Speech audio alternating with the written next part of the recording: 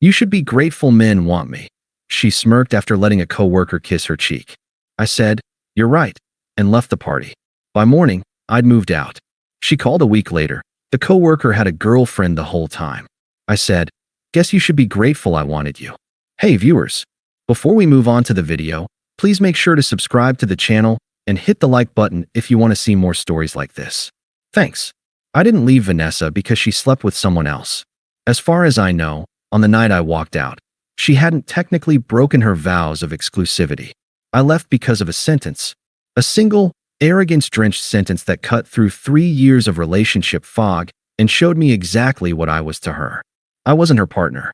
I was her audience, her safety net, and her financier, all wrapped into one convenient package she could ignore until the rent was due. To understand why I walked out of a crowded ballroom without saying a word, you have to understand Vanessa. She is, objectively, stunning. The kind of woman who stops conversation when she walks into a room. And she knows it. God, does she know it? For the first year of our relationship, that confidence was intoxicating. I felt lucky, the steady guy with the good engineering job who somehow landed the girl out of his league. But by year 3, the intoxication had worn off, leaving behind a nasty hangover. Vanessa's beauty wasn't just a trait, it was her entire personality. It was a currency she spent every single day to buy validation from strangers. She needed male attention like a plant needs sunlight. If a bartender didn't flirt with her, the service was terrible. If a guy at the gym didn't stare, she'd come home in a foul mood, claiming she looked gross today. I was the designated ego fluffer. My job was to tell her she was gorgeous, pay for the lifestyle that maintained that beauty, and then sit quietly in the corner while she farmed dopamine from other men. The issue wasn't just that she flirted. It was how she treated me when I brought it up. Use the Julian situation as the perfect example. Julian was a new hire in her department. Sales, obviously. Based on Vanessa's stories, Julian was the funniest, smartest, most charming man to ever walk the earth. Suddenly, our dinner conversations weren't about us. They were the Julian show. Julian said the funniest thing in the break room today. Julian thinks my presentation style is actually really unique. Julian said you sound like a very safe guy. He meant it as a compliment. Don't make a face. A week before the company party, I finally snapped. It was a Tuesday night. I had just finished paying the bills for the apartment, an apartment she insisted we rent because it was in a trendy area, even though my salary covered 90% of it. She was on the couch, giggling at her phone. "Who's that?" I asked, looking up from the laptop. "Just Julian," she said, not even looking away from the screen. "He's sending me memes about the boss. He's so bad." It's 10:30 at night. "Vanessa, do you think it's appropriate to be texting a single coworker this late?" She finally looked up, her eyes narrowing. It was the look she gave me whenever I tried to set a boundary, a mix of pity and disgust. "Oh my God, here we go," she groaned, tossing the phone onto the cushion. "Are you seriously doing this again?" "It's a meme, Mark. It's a joke. You're being so suffocating lately." "I'm not being suffocating. I'm asking for basic respect. You talk about this guy constantly. Now you're texting him while I'm sitting right here paying our rent." She stood up, walking over to the fridge to grab a sparkling water, shaking her head like she was dealing with a toddler. "You know what your problem is?" she said, popping the tab with an aggressive crack. "You have zero confidence. Julian is just friendly. He's a charismatic guy. People like him. People like me. That's not the point," I said, keeping my voice calm, though my blood was starting to heat up. "The point is that you prioritize his attention over my comfort." She leaned against the counter, taking a slow sip, looking me up and down with a cold smirk. "Mark, look at me," she said, gesturing to her body. "I get hit on 10 times a day. If I wanted to cheat, I could have done it a long time ago. I'm with you. But I'm not going to stop being friendly just because you're insecure. You should be happy I'm popular. It makes you look good. Most guys would kill to have a girl that other men want. So I should be grateful?" I asked, the words tasting bitter. "Yeah," she said, turning off the kitchen light and walking toward the bedroom. "Honestly, you should be." I slept on the couch that night. Not because she told me to, but because I couldn't stand the heat radiating off her entitlement. I told myself it was just a rough patch. I told myself she was just stressed about work. I was wrong. She wasn't stressed. She was just done pretending to respect me. The annual holiday party for her marketing firm was held at the Ritz-Carlton. It was a black-tie affair, the kind where the open bar serves top-shelf whiskey and the appetizers are unidentifiable tiny sculptures of food. I wore my tuxedo, one I bought specifically for these events because Vanessa hated rentals. She wore a backless emerald green dress that looked like it cost 2 months of rent. I knew, because I'd seen the credit card notification earlier that week. "You look beautiful," I said as we stepped out of the Uber. "I meant it." "I know," she said, checking her reflection in the darkened car window. "Let's just try to have fun tonight, okay? No pouting. No jealousy. Julian is going to be there, and I don't want you making things weird." "I won't make things weird," I promised.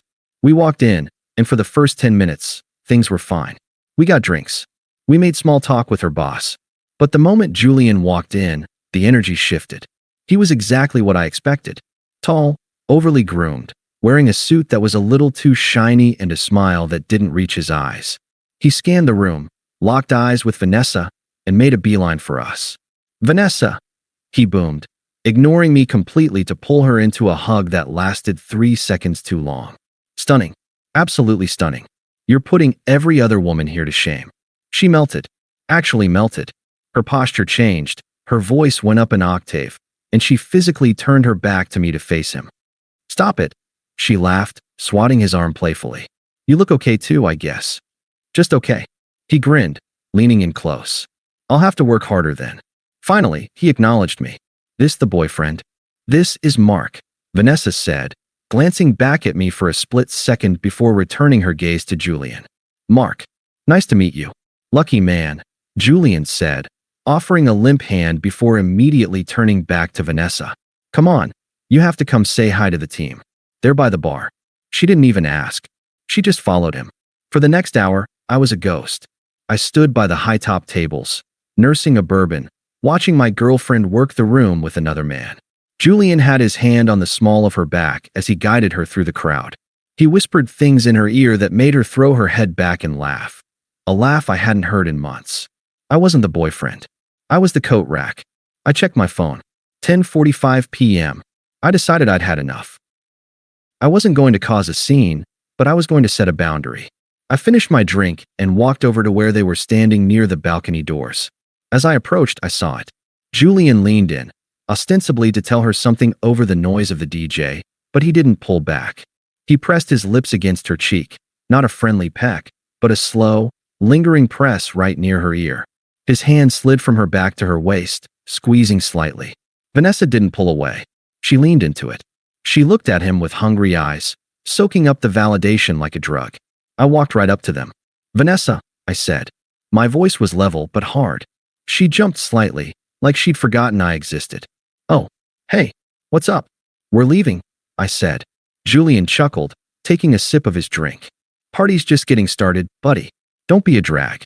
"I'm not talking to you," I said to him, keeping my eyes on her. "Vanessa, get your coat. We are leaving. Now." The music seemed to dip for a second. People nearby turned to look. This was it, the moment she could choose.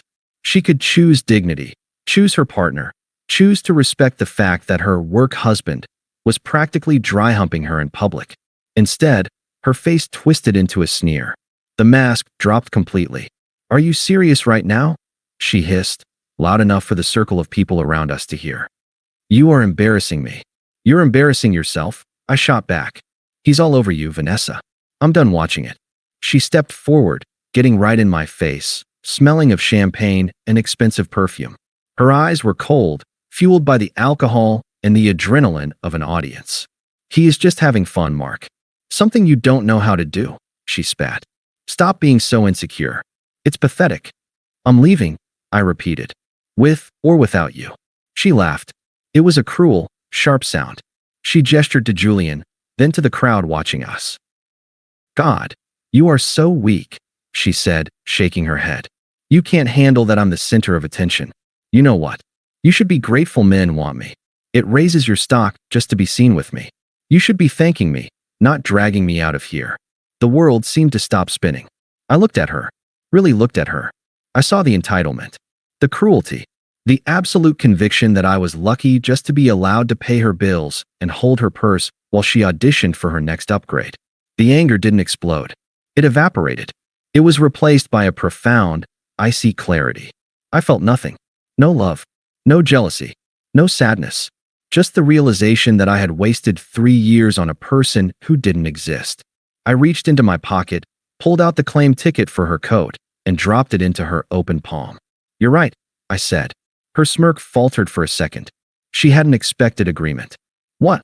"You're right," I said again, my voice calm, almost cheerful.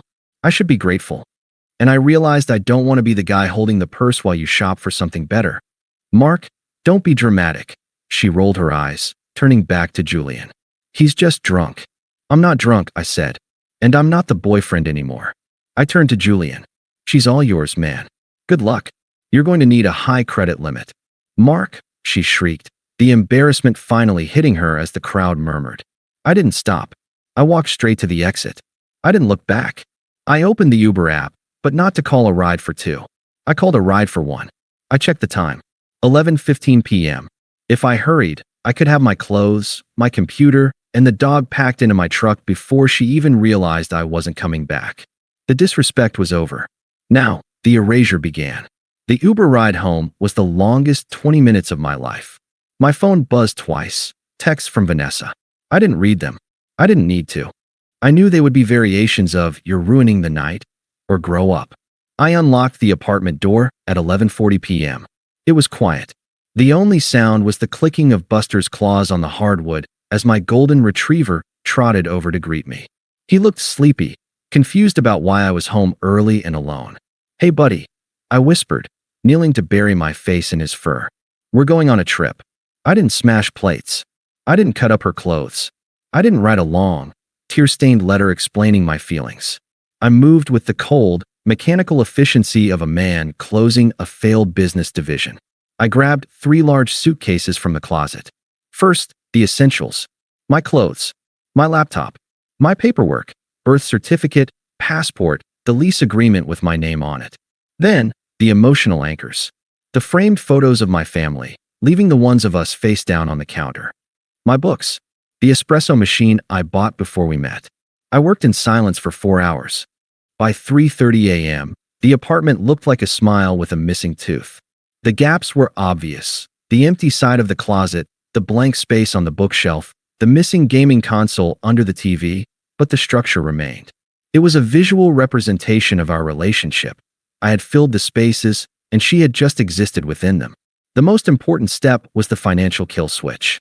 I sat at the kitchen island, opened my laptop, and logged into our banking portal. Joint checking. I transferred my half of the balance to my personal savings. Credit cards. I removed myself as an authorized user on the card she carried, the one she used for emergencies like emerald green dresses. Utilities. I scheduled a service transfer for the electricity and internet to end in 48 hours. Enough time for her to figure it out. Not enough time to be comfortable.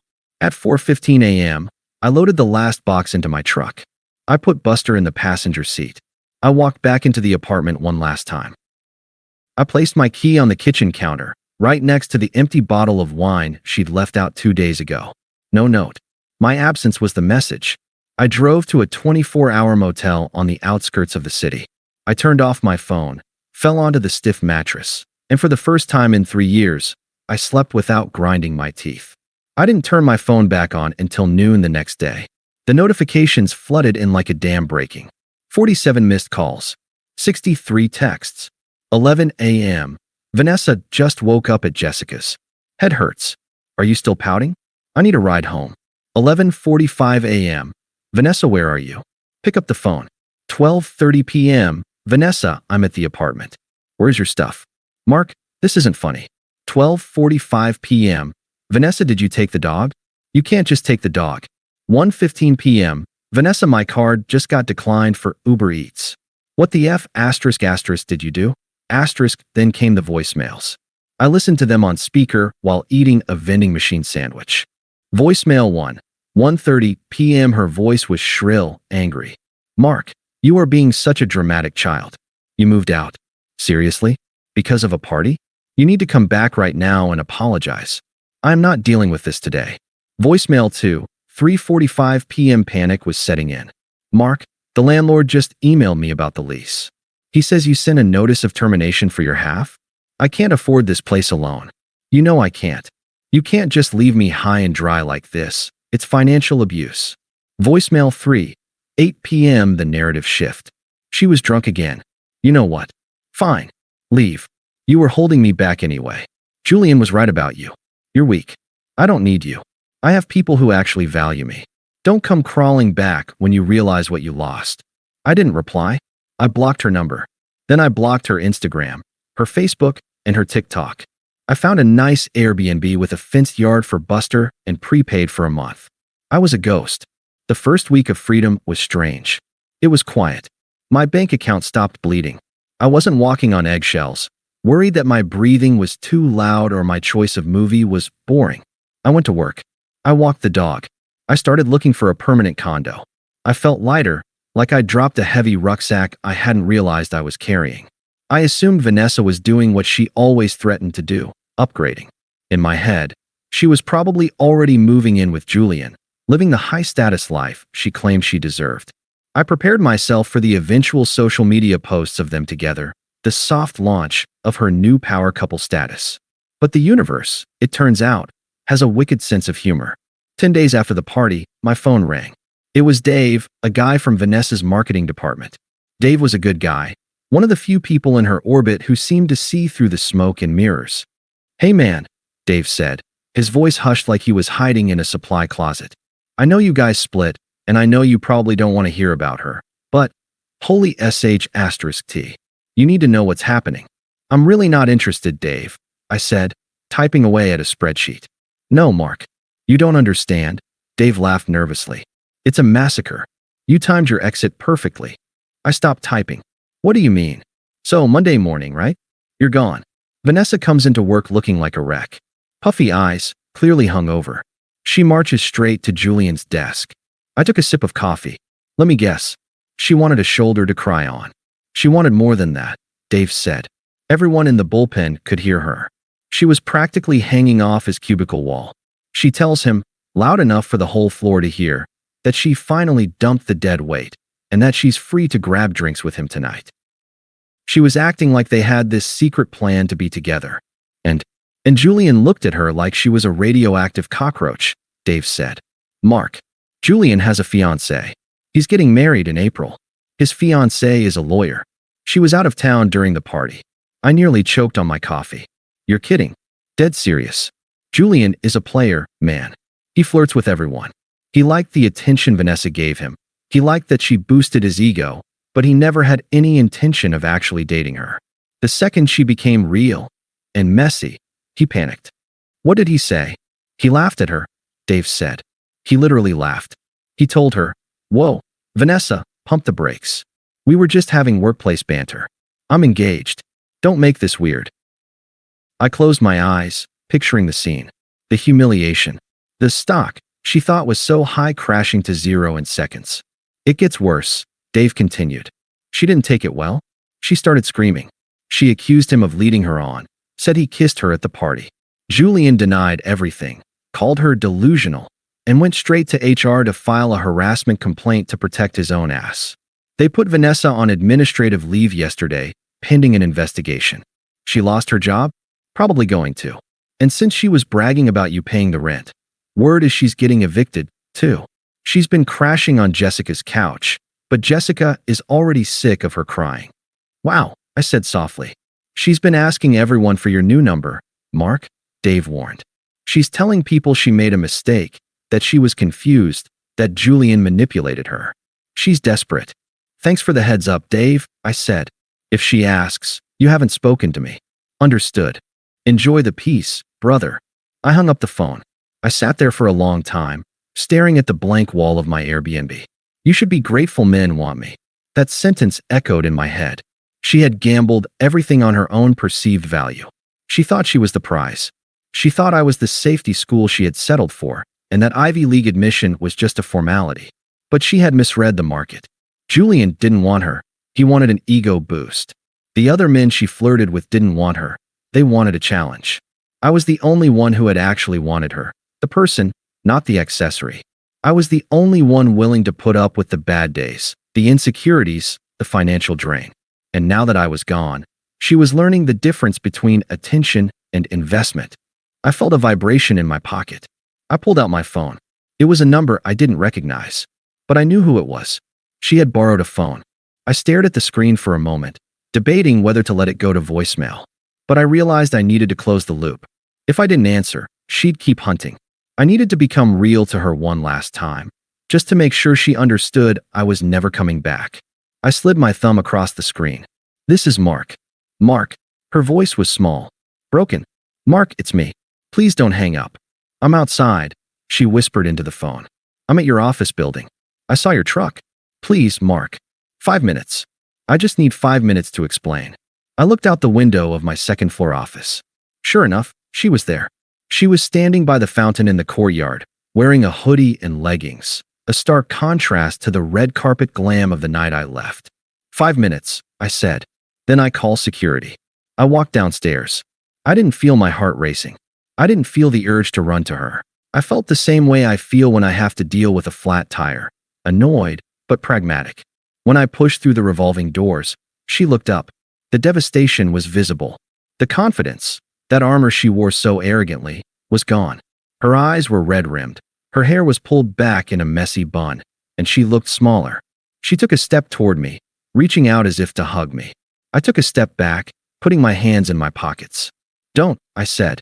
She froze, her hand hovering in the air before dropping to her side. Mark, I don't even know where to start. Start with why you're here, I said, and make it quick. I made a mistake, she choked out, the tears starting immediately. God, I made such a huge mistake. Julian, he's a monster, Mark. He lied to me. He made me feel like we had this special connection, like he really saw me. But he was just using me for an ego boost. He has a fiancée. Can you believe that? She looked at me with wide, pleading eyes, waiting for me to be outraged on her behalf, waiting for the white knight to step in and comfort the damsel. I know, I said. Dave told me. Then you know, she cried, seizing on that. You know he manipulated me. He took advantage of my kindness. I was just being friendly, and he twisted it. He didn't twist anything, Vanessa, I said calmly. He did exactly what you wanted. He gave you attention. He flirted. He validated you. That's what you live for, isn't it? No, that's not who I am. She stepped closer, her voice dropping to a desperate whisper. I realized something when he humiliated me. I realized that while I was chasing this cheap validation, I had something real at home. I had you. You never treated me like that. You loved me. She reached out again, this time grabbing my forearm. I looked down at her hand like it was a foreign object. I'm ready to come home, Mark, she said, trying to summon a smile. I'm ready to be the partner you wanted. I'll stop the flirting. I'll stop the games. I chose you. Julian means nothing. You're the one I want. I gently, but firmly, peeled her fingers off my arm. You didn't choose me, Vanessa, I said. You're only here because you got rejected.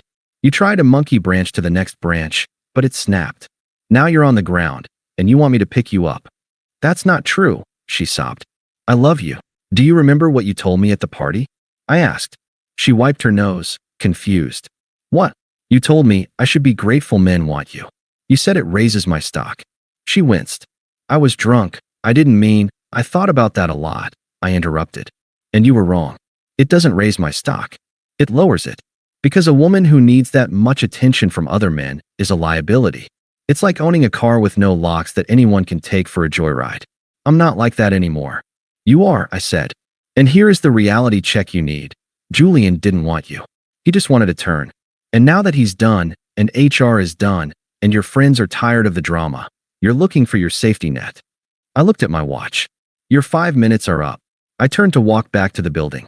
Mark, she screamed, causing a few people on their lunch break to turn and stare. You can't do this. You can't just throw away 3 years. You're lucky I'm even asking to come back. Do you know how many guys would kill to be with me? I stopped. I turned around one last time. There it was. The entitlement. It was still there, buried under the tears, waiting to surface the moment she felt threatened. I smiled. It was a genuine smile of relief because I knew I was making the right decision. You're still doing it, I said, shaking my head. You still think you're the prize. But you're not the prize, Vanessa. You're just a girl standing on a sidewalk begging for a place to stay. She opened her mouth to argue, but I cut her off with the final truth. You told me I should be grateful you wanted me. Well, look at where we are. I'm happy. I'm free. And you're alone. I looked her dead in the eye. I guess you should be grateful I wanted you. Past tense. I walked through the revolving doors. I didn't look back to see her reaction. I didn't need to. It has been 6 months since that day in the courtyard. The fallout for Vanessa was exactly what you'd expect. The Julian incident at work didn't just get her suspended, it got her fired. It turns out companies don't like it when their employees cause drama that involves harassment claims and shouting matches in the bullpen. Without my income to subsidize her lifestyle, and without a job to pay for the basics, she couldn't keep the apartment. I heard from Dave that she had to move back in with her mother, a woman Vanessa had spent years criticizing for being toxic and controlling. The irony is palpable. She tried to reach out a few more times. A cryptic email here, a block number call there. I never responded. Eventually, she stopped. As for me, I bought a condo 3 months ago. It's not in the trendy neighborhood. It's in a quiet area near a park. It has a yard for Buster. Last weekend, I went to a friend's wedding. I went solo. I wore that same tuxedo I wore to the holiday party. At the reception, a woman named Sarah approached me. She was the groom's cousin. We talked for hours, about books, about travel, about dogs. She didn't look over my shoulder to see who else was watching. She didn't check her phone to see how many likes her selfie got. She was present. At one point, she smiled at me and said, "You seem really grounded. It's refreshing." I thought about Vanessa. I thought about the chaos, the constant need for validation, the feeling of being an accessory in my own life. Yeah, I told Sarah, taking a sip of my drink. I learned the hard way that peace is more valuable than prestige. I walked out of that relationship with my dignity intact. I didn't beg. I didn't fight for her. I simply recognized a bad investment and sold my shares. Vanessa was right about one thing. She taught me my worth. She taught me that I'm worth more than being a spectator to someone else's vanity. And for that lesson, and that lesson alone, I suppose I am grateful. Thanks for watching. Make sure to subscribe to the channel and hit the like button. What do you think about this story? Share it in the comments.